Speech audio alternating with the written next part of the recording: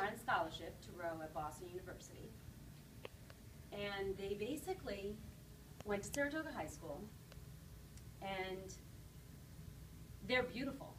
I mean, they are beautiful girls. And they really struggled their entire time at Saratoga High School.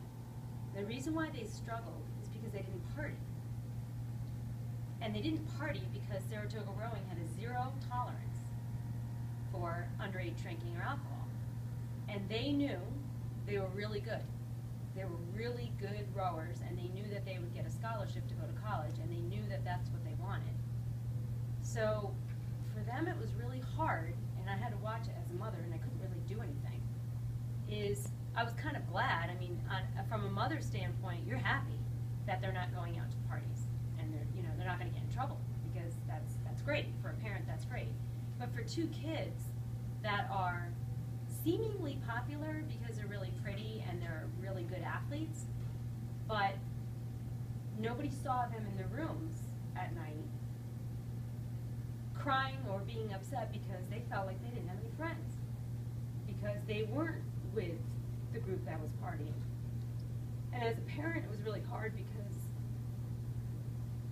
I couldn't help them. I couldn't tell them, go out and go ahead and go drinking, go to a drinking party. I mean, I can't do that. So, and they knew that they really wanted to row, and they knew they wanted to get a scholarship to row, so they couldn't become popular. And it was strange. One of them ended up, well, actually both of them ended up dating in high school eventually. One not till she was about 18, and then the other one started dating about 16. And one dated a student from CBA, and then the other one was from Saratoga High School, but he had just moved there from Texas. So he didn't really know a lot of people. But what they found out, and they admitted later on to us, was that nobody talked to them, or they didn't become friends with them, whether it was girls or guys, because they were intimidated by them. So they didn't get asked to things because they felt like they weren't going to say yes to go to things, or they didn't get to, or they didn't go to parties because everybody knew that they wouldn't drink or anything at the parties. So they were kind of almost like, kind of weird, like untouchable people.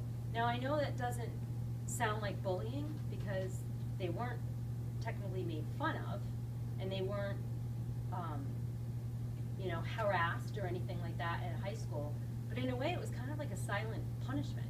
Like they just really didn't have a lot of friends, not girlfriends, not guy friends, until at the very end. I mean, when they got to college, it's kind of funny.